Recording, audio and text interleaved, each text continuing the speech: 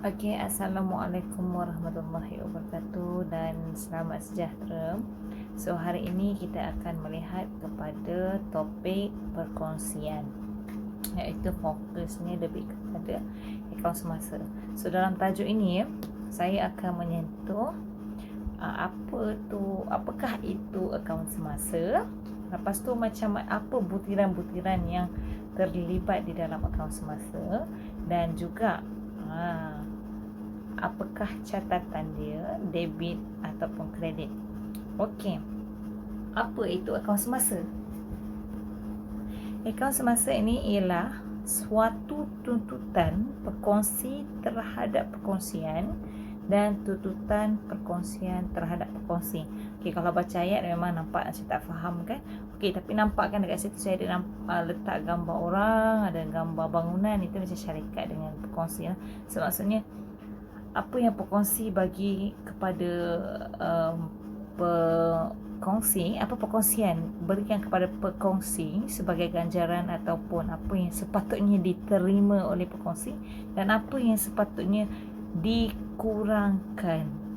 Apakah yang perkongsian menuntut daripada perkongsi. Okey, so kita akan lihat lebih lanjut tentang akaun semasa ini. So, okey, ini dia. Nampak kan? Ada tapak tangan terima duit, ada tapak tangan bagi duit. So, maksudnya dekat sini bolehlah kita simpulkan bahawasanya akaun semasa ini melibatkan terima ganjaran daripada perkongsian. Siapa yang terima ni kita nak tengok in aspect of, kita tengok kepada perkongsi itu. So, perkongsi terima dan perkongsi bayar atau keluarkan daripada perkongsian tersebut. Okey, so disebabkan ini melibatkan antara perkongsi dan perkongsian, ia adalah equity pemilik. Jadi catatannya adalah memang exactly lah. Of course, kalau kita ikut sistem catatan bergo yang kita ada belajar akronim of balih itu, equity pemilik sekiranya bertambah dicatatkan di sebelah kredit dan sekiranya berkurang akan dicatatkan sebelah debit. Jadi samalah akaun semasa. Cara dia ditreatkan ataupun cara dia direkodkan catatan bergunya ialah sekiranya bertambah sebelah kredit dan sekiranya berkurang menjadi sebelah debit. Itu sebablah nampak tangan terima dengan tangan beri. Ingat maksudnya apa yang diterima oleh perkongsi dan apa yang dikeluarkan atau dibayar oleh perkongsi. So, kita tengok akaun semasa ni in aspect of perkongsi itu. Okay, so next. So, ini antara butiran-butiran yang terlibat di dalam akaun semasa. Dia depends on soalan lah. Maksudnya kita bergantung kepada bentuk soalan itu. Maksudnya tak semestinya semua ada, kan? Kita kena tengok maklumat-maklumat dalam soalan. Tapi basically apa yang kita akan nampak dalam masalah saya ataupun apa yang kita kena butiran yang perlu dicatatkan di dalam akaun semasa adalah seperti berikut. So, saya warna pink itu adalah yang sebelah kredit. So, baki awal sebelah kredit kalau ada modal tambahan oleh perkongsi. Sebab akaun semasa ni dia tak kacau akaun modal tau. So, modal yang awal-awal tu itu je. Jadi apa-apa penambahan ke apa semua dia akan masuk ke dalam akaun semasa. So, maksudnya plus minus akan berlaku di akaun semasa lah. Kalau kita throwback kan, kalau kita tengok milikan tunggal ni, bila akaun semasa tu dia akan ada tolak ambilan tambah untung bersih. Tapi dalam perkongsian ini yang ambilan untung bersih dimasukkan dalam akaun semasa, dia combine satu kali. Okey, so modal tambahan, faedah atas modal, faedah atas pinjaman. Faedah atas pinjaman ni bukan yang pinjaman dekat bank tau. Kalau misal faedah atas pinjaman yang dimaksudkan dekat sini adalah kalaulah perkongsian tersebut ataupun syarikat tersebut meminjam daripada perkongsi. Kalau dia pinjam daripada perkongsi, dia kena bayar. Tapi yang kita catatkan akaun semasa ni adalah yang belum bayar. Maksudnya yang masih lagi tertunggak. Nanti kita akan nampaklah maklumat-maklumat dia akan dinyatakan dalam soalan, dan kita akan nampak berapa amount yang belum bayar, yang sudah bayar dan sebagainya. Tapi dalam ini diingatkan kepada pelajar semua, sekiranya ada faedah, ada pinjaman terhadap pekongsi, okey, kita akan catat kat dalam akaun semasa hanyalah amount yang belum dibayar sahaja. Okey, kalau dah bayar semua, tak payah masuk. Sama juga dengan gaji, dengan bonus dan allowance. Ini adalah gaji pekongsi, bukan gaji pekerja. Gaji pekerja tak boleh masuk sini. Yang ini semua related to pekongsi. So gaji pekongsi. Yang ni pun sama, belum bayar sahaja kita masukkan. Kalau dah bayar, diam-diam sana, tak payah usik. Okey, maksudnya tak perlu masukkan dalam akaun semasa sekiranya semua jumlah gaji, bonus atau allowance itu sudah dibayar. Kita hanya catat yang belum bayar. Okey. Dan akhir sekali di bahagian kredit ialah kongsi untung.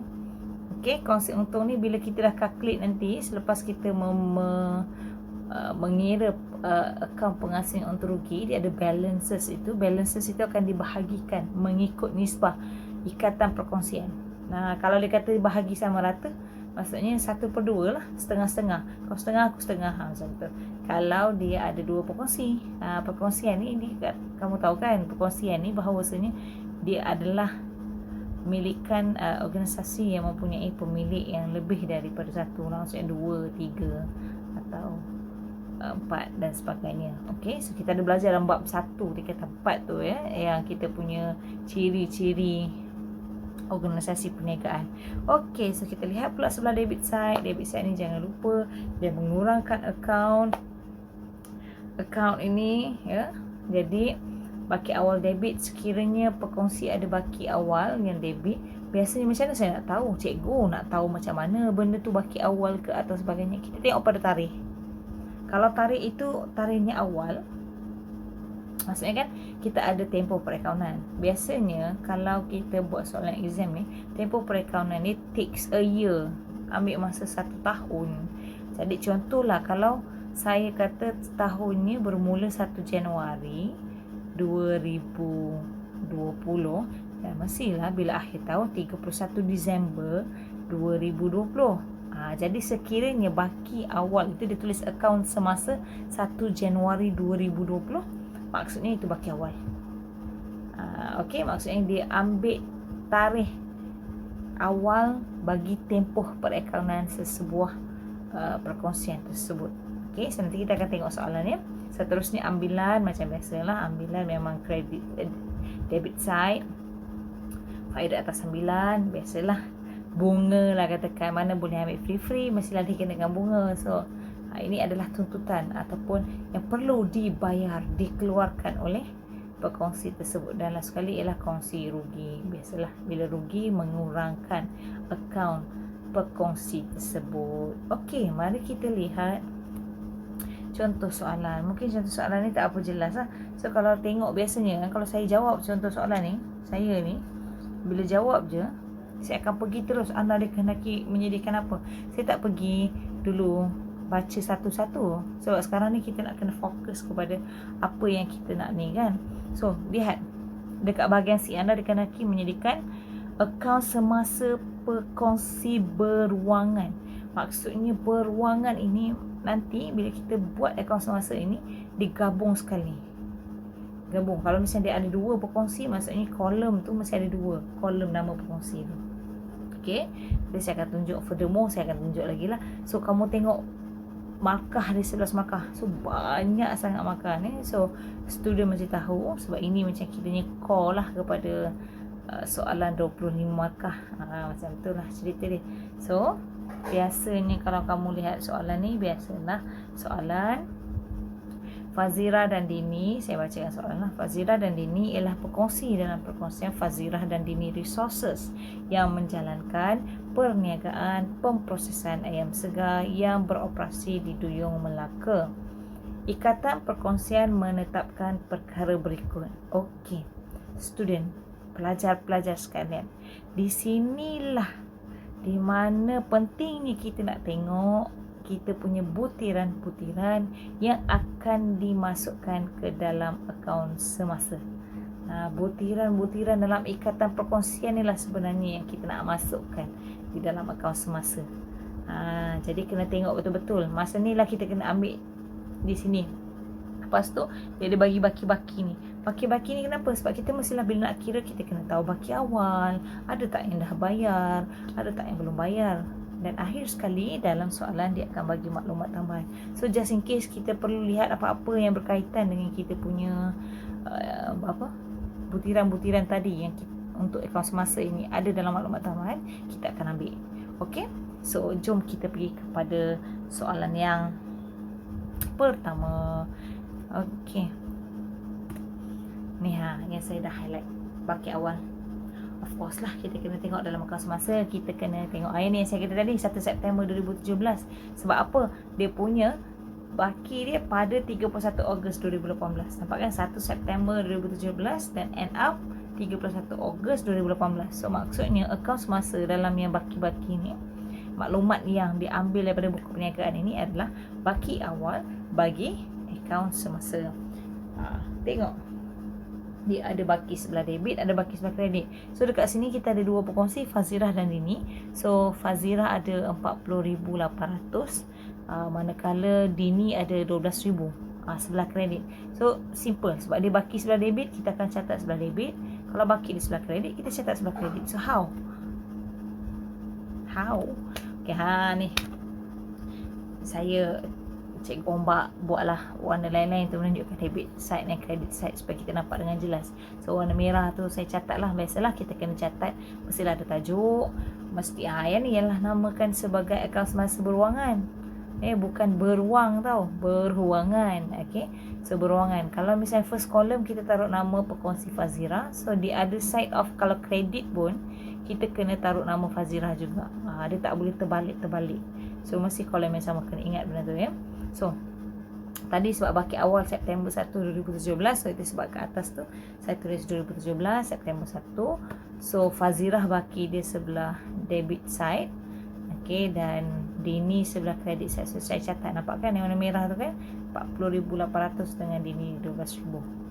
okay, sebaris. Jangan pula kamu tulis atas bawah ya, sebaris. Okay, next. Okay, tadi kita dah cerita pasal baki awal. So seterusnya kita akan tengok pula dekat dalam ikatan perkongsian menetapkan perkara berikut. Untung atau rugi tu kenapa saya skip, disebabkan nanti later lah at the end baru kita cerita pasal benda tu ya. Kita cerita dulu yang nombor 2. Gaji bulanan Fazirah 500 dan Dini 200. Maksudnya dalam setahun tu berapa gaji Fazirah, dalam setahun berapa gaji Dini. Ini kita kena calculate. Tadi macam saya katalah, kalau gaji sahaja kita kena catat yang belum bayar sahaja di dalam akaun semasa. Sebab di sini part yang paling important lah. Okey, so kita tengok ada tak maklumat yang mengatakan bahawa sini dah bayar.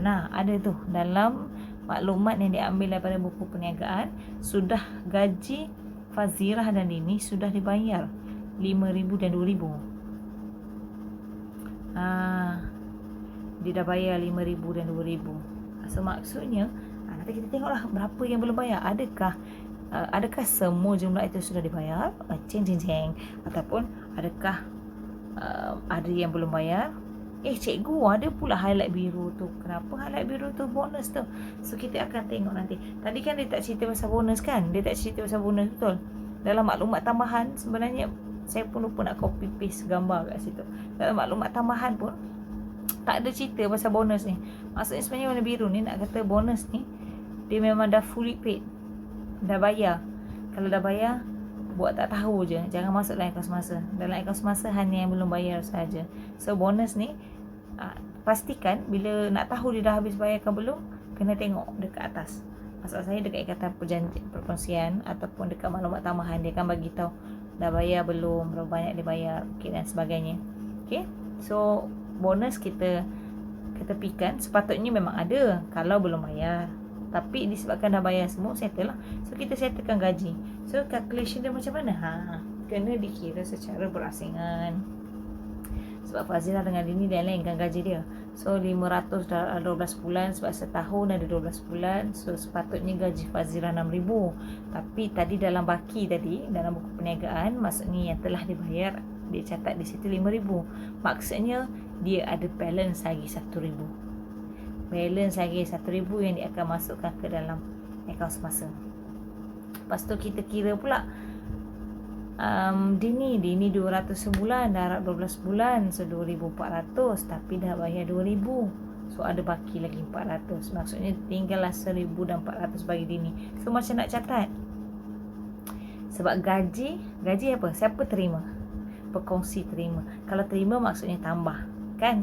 Bila menambahkan kepada pekongsi itu, maksudnya dia catatan dia adalah sebelah kredit. So itu sebab nampakkan yang merah tu saya catatkannya sebelah kredit pada tarikh 31, iaitu tarikh pelarasan kita. Okey, 31 gaji. So Fazirah belum bayar 1,000, Dini kita belum bayar 400. Okey, settle kan?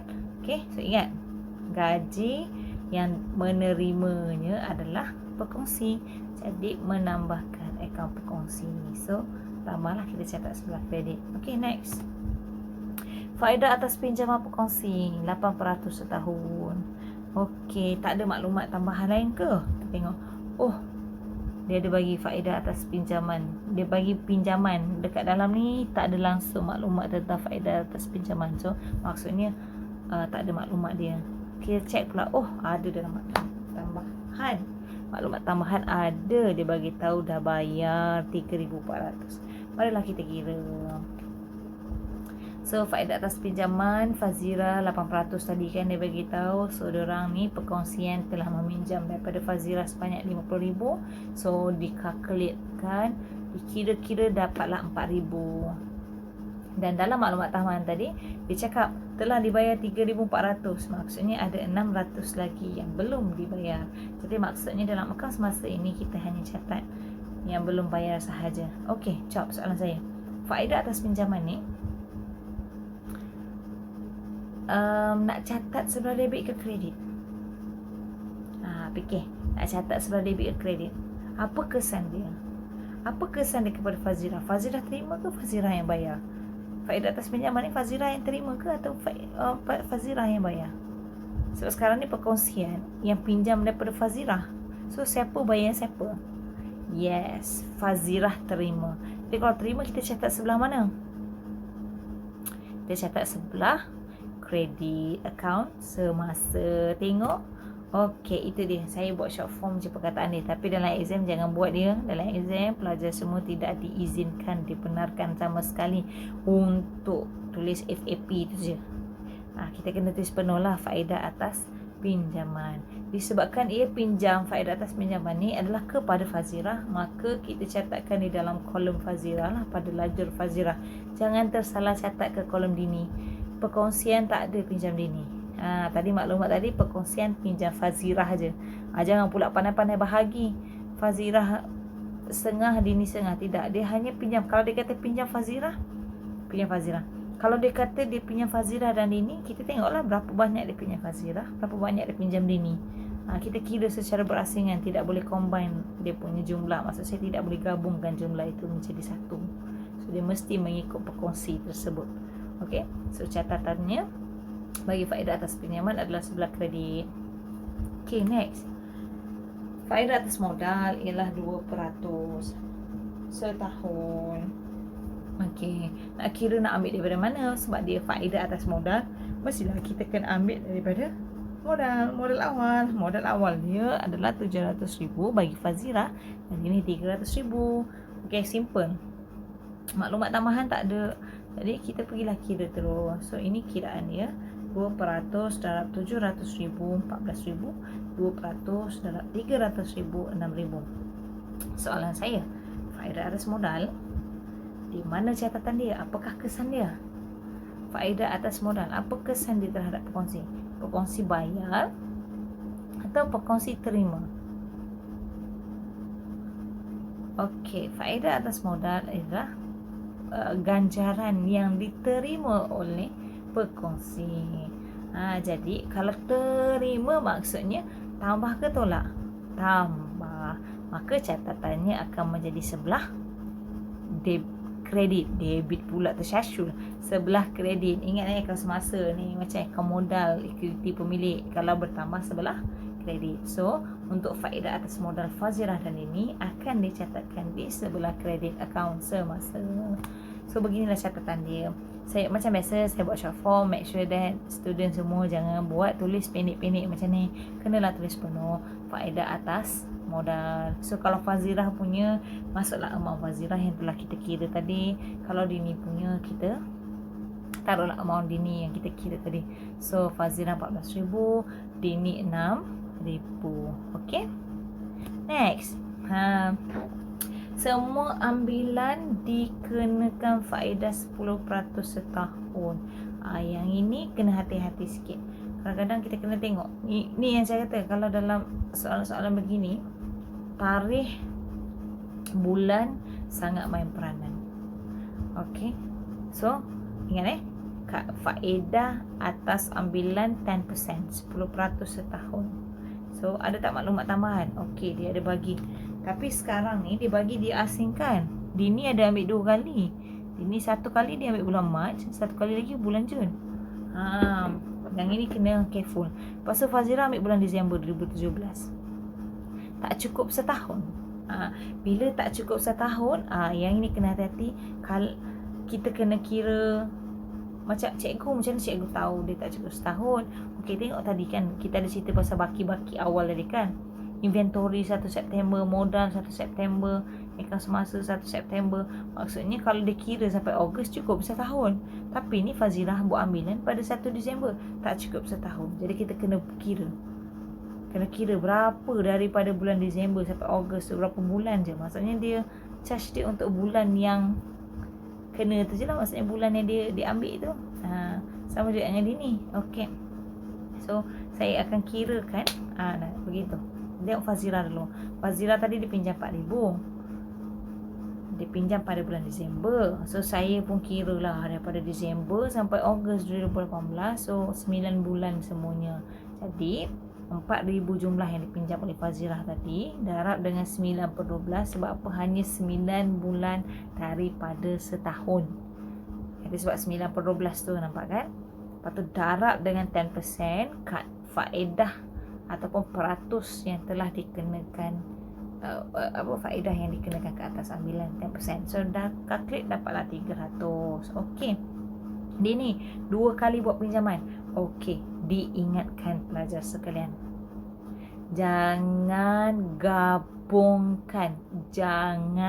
gabungkan. Kalau diambil 2 kali, kena buat lain-lain pengiraan. Sebab kenapa Cikgu Azura kata tak boleh gabungkan? Kenapa Cikgu Ombak kata tak boleh gabungkan? Sebab tarikh yang diambil lain-lain, 1 Mac 1 Jun. Mana boleh kira sekali kan? Bulan tu tak cukup.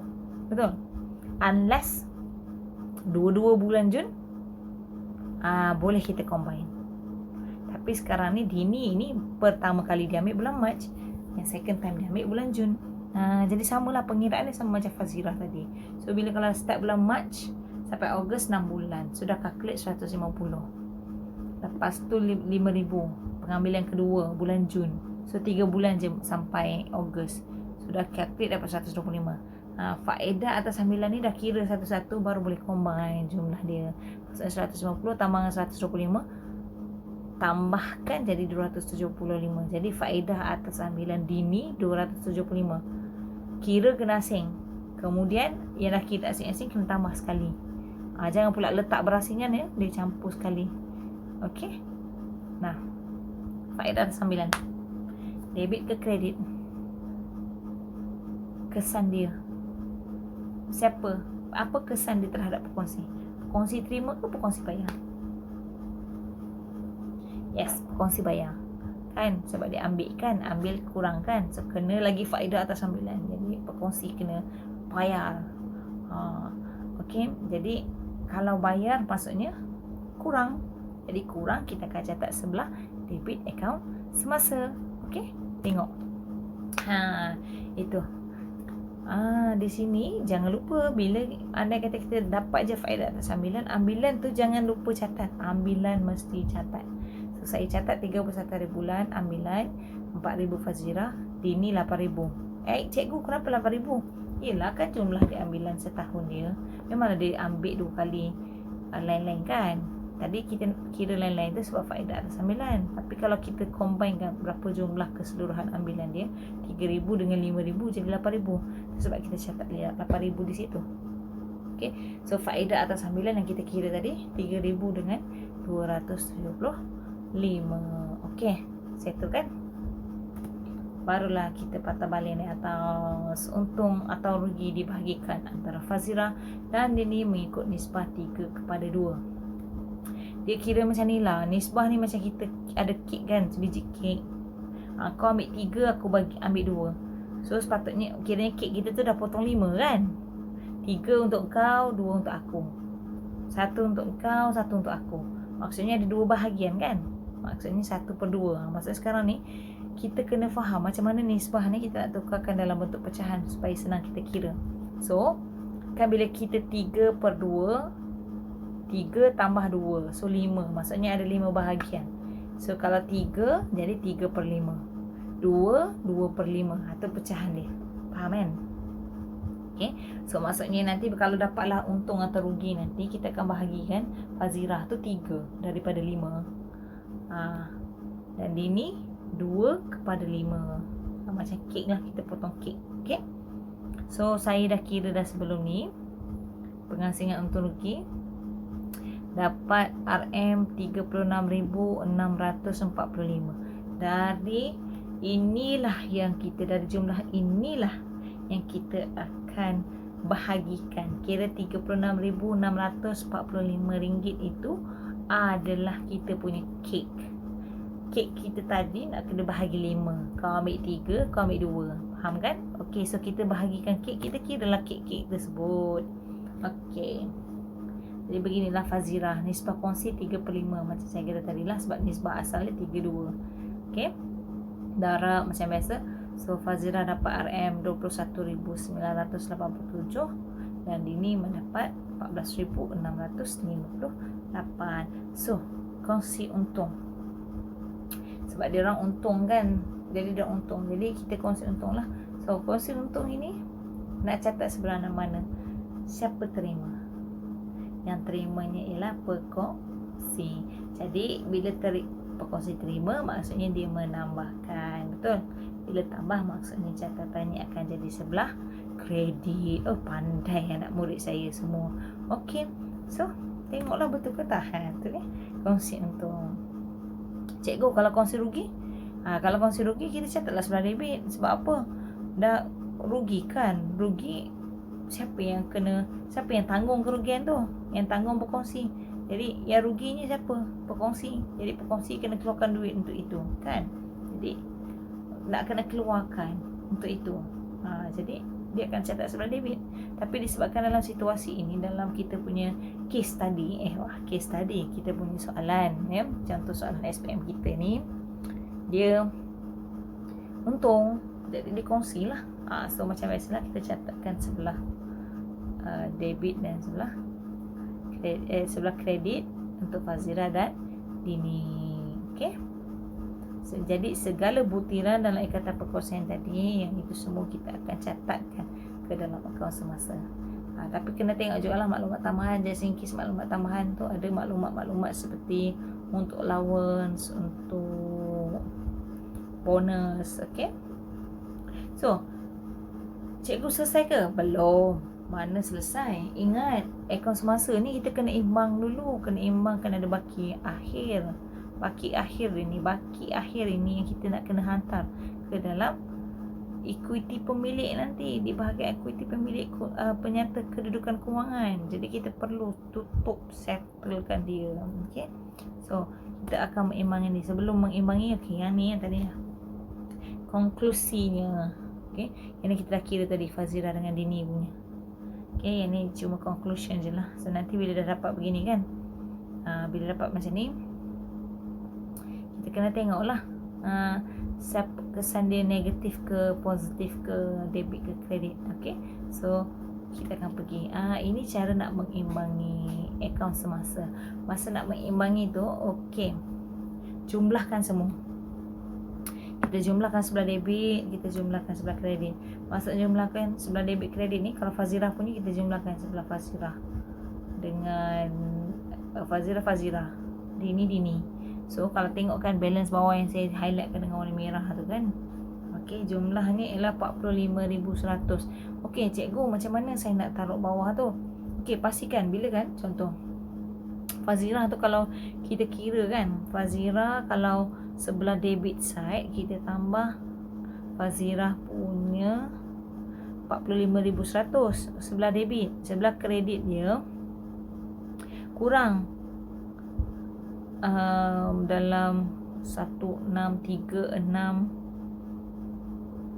345 RM87. Dia punya jumlah jadi kurang kan. Maksudnya sekarang ni bila kita tengok kan, bila kita jumlahkan debit dan kredit, kita tengok siapa yang banyak amount dia. Amount yang lebih banyak itu yang akan jadi yang warna merah tu. So amount yang kat sini banyaknya adalah 45,100. Jadi amount tadi tu ditolakkan. Tengok perbezaan. Okay, so sekarang ni perbezaan yang nampak dia, lihat dah warna biru tu yang ada baki HB Fazira 7,513. Maksudnya sebelah kredit dia kurang lah kan. Sebelah kredit dia kurang sebab dia tambah lagi 75. Cikgu macam dapat 7513? Okey, 45,100 tu ditolak dengan 1,600, 14,000, 21,987. Tolak, dapatlah baki HB. Lain pula dengan Dini dia punya credit side, sebelah kredit dia lebih banyak amount dia berbanding sebelah debit. Jadi saya dah jumlahkan, dapatlah jumlah sebelah kredit dia RM33,058. So sebelah debit saya tulis amount yang sama. Daripada amount itu saya tolaklah 8,000, tolaklah 275, so dapatlah baki 24783. So itu baki. So sampai tu dah tutup, kena hantar secara bersilang seperti arrow yang saya tunjuk itu. Okey, dan dia adalah baki. Kalau yang atas tadi kita tulis baki HP, baki akhir. Lepas tu the next tu September 1, tarikh dia tukar sudah September 1, iaitu baki sebelah ditaruh secara bersilang. Okey, baki BB kita tulis. Okey, itu sahaja untuk akaun semasa. Dan ingat ya, okey, saya ingatkan semula, kita tengok balik. Cikgu, Allah, macam-macam hal. Okey, cikgu bagi ni bergerak pula. Okey, cikgu tunjuk lagi sekali sebab tak pandai dia nak ni kan. Okey, ini ingat ni. Yang ni yang cikgu nak tunjuk ni. Ni. Okey.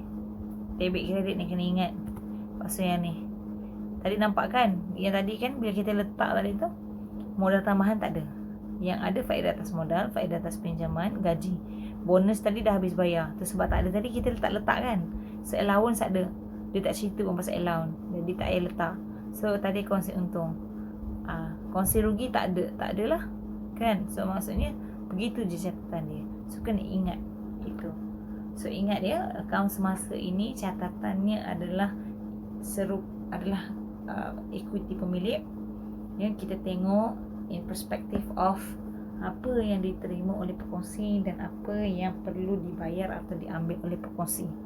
So sekiranya pekongsi terima dia siapa? Biasalah dia kan melibatkan perkongsian dengan pekongsi saja kan. So bila dia terima, maksudnya dia akan dicatat sebelah kredit. Manakala kalau pekongsi kena bayar, dia akan kena catat sebelah debit. Okey, so saya harap daripada penerangan saya tadi, pelajar semua berjaya mendapat 11 markah. Okey, dan kalau ada soalan berkaitan dengan akaun semasa lagi, pelajar semua akan berjaya lakukan, insya-Allah. Okey, jumpa lagi untuk next topic. Bye, jangan lupa like dan subscribe jika rasa video saya ini manfaat untuk kegunaan bersama.